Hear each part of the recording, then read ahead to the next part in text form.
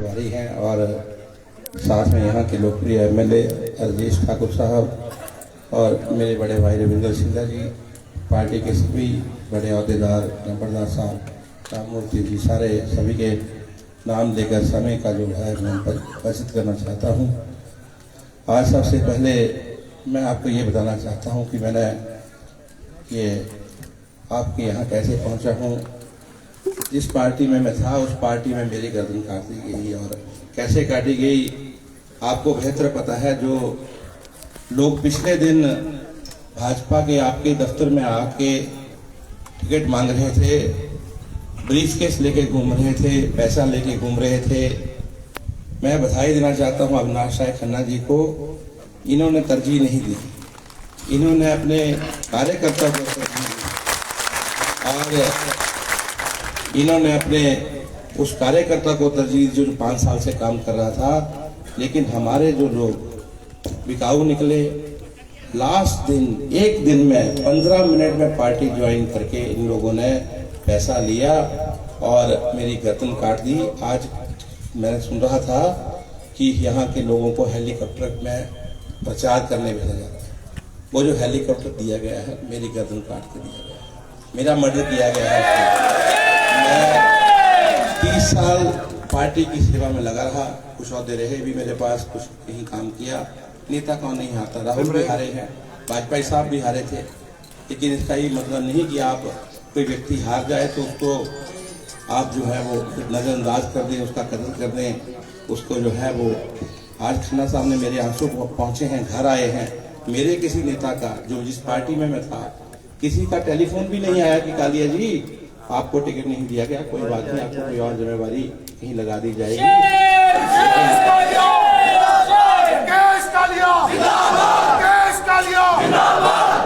और जहां मैंने फोन किया उन लोगों ने भी फोन नहीं उठाया। इतने मगरूर हो गए हैं पैसे के नशे में, सत्ता ये सोच रहे हैं कि सत्ता हमारे दरवाजे पर है। ये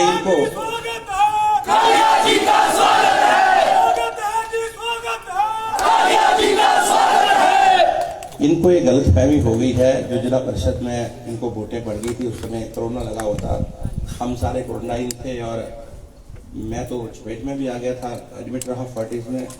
ये घूमते रहे मास्क वगैरह लेके, लोगों ने सोचा चलो इन्होंने कुछ सेवा की है तो वोट डाल देते हैं। लेकिन आज उस व्यक्ति को ये एमएलए बनाना चाह रहे हैं जो गगरेट की ज्योग्राफी अच्छे से नहीं जानता। और मैं ये समझता हूँ कि हफ्ते में एक दिन बड़ी मुश्किल से उठ पाता है, नौकर उसको लेके चलते हैं, कभी कभी तो वो आते ही नहीं, नौकर ही आते हैं। मैं ये समझता हूँ कि जो उत्तराखंड से आए हुए जो उनके साथ भैये, जो जिनको मैं ये नहीं कहूँगा किसी, आप ये समझो वो रिप्रेजेंट नहीं करेंगे, यहाँ का रिप्रेजेंटेटिव तो यही का होगा। तो ये यहाँ ठीक कह रहे हैं कि यहाँ का पप्पू है, गगरेट का पप्पू है।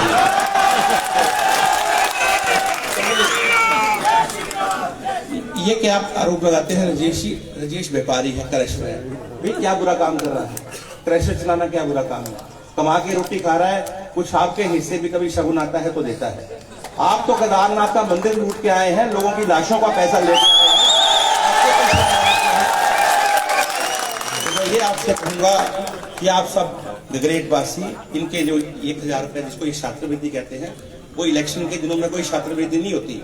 छात्रवृत्ति क्या होती है, उसकी डेफिनेशन क्या होती है कि आप 500 बच्चा गगरेट का गरीब या होनहार बच्चा आप सिलेक्ट कर लो, हर महीने उसको 2000-3000 रुपया देना शुरू कर दो। जब उसकी एमए या एजुकेशन पूरी नहीं होती तब तक आप पैसे देते रहो। ये कोई ऐसी कोई किसी तरह की कोई भी छात्रवृत्ति नहीं होती कि चुनाव के दिनों में 7 कैंप लगाए और 35% वाले को भी 1000 रुपया और 95% वाले को भी 1000 रुपया। ये आपकी वोट खरीदने का प्रयास हो रहा है। पर मैं कहूंगा कि आप गगरेट के लोगों को पहचान नहीं पाए। ये गगरेट के लोग जो हैं, यहाँ के मैक्सिमम लोग आर्मी में हैं और मैक्सिमम लोग देशभक्त हैं और स्वाभिमानी लोग हैं। ये नहीं बिकेंगे किसी भी हाल में। तो मैं ये आपसे प्रार्थना करूंगा,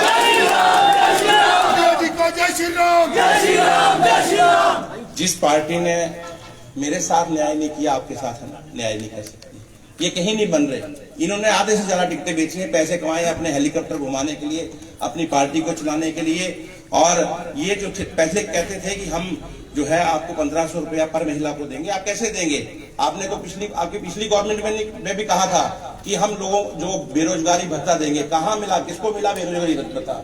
ये कहते नहीं एक बार आ जाओ सत्ता में, कैसे न कैसे झूठ बोल के आ जाओ। ये असत्य बोल रहे हैं, झूठ बोल रहे हैं कि 1500 रुपए आपको देंगे। हमने कहा था उस समय के नेताओं को कि आप जो आपने कहा है बेरोजगारी भत्ता देना है उसको दीजिए पिछली गवर्नमेंट में। हमने ऐतराज किए थे, हम लड़े थे इस मामले में, लेकिन उन्होंने उसमें सुनी नहीं।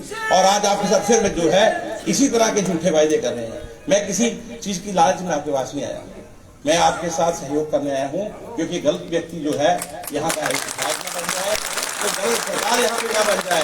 ये जो 4-5 मुख्यमंत्री बनते घूम रहे हैं, इनमें से एक भी जीतने वाली है, ना किसी दूसरे को जिताने वाला है। एक तो कहता था कि जगरेट की टिकट पहले आएगी और मेरी बाद में आएगी। मैं कहूँ आप कहाँ हो? आप तो टिकटें बटने से 4 दिन पहले भाग के यहाँ आ गए। तो मैं इन लोगों से कहूंगा ये सावधान रहिए, झूठ बोलते हैं, झूठे वायदे करते हैं। हम इनके बीच रहे हैं, जो काम को हमने कराए रो लड़ा के लड़ लड़ा के करा लिए। इनके बस का नहीं है सरकार चलाना, ना देश चलाना।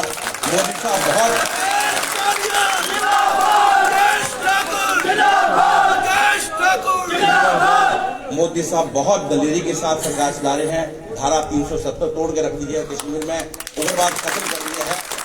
और जो दूसरी बात है, चाइना के साथ जो कंफ्लिक्ट हुई उसमें दिखा दिया कि हिंदुस्तान एक ताकत है।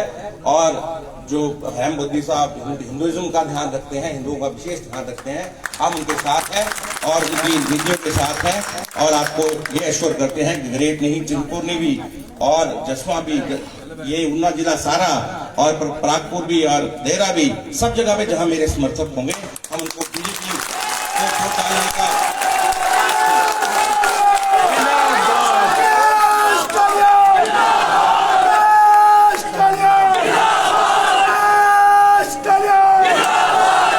सभी भाजपा के प्रत्याशियों को वोट डालने की ऊना जिला में और कांगड़ा सब डिवीजन में ये अपील करता हूं कि सभी भाजपा प्रत्याशियों को जिताएं। और ऐसे जो लोग टिकटें बेच रहे हैं इनको भी सबक सिखाओ और हिमाचल प्रदेश में दोबारा डबल इंजन की सरकार लाओ। आप सबका बहुत धन्यवाद कालिया जी। तो ये कालिया जी के विचार आपने सुने।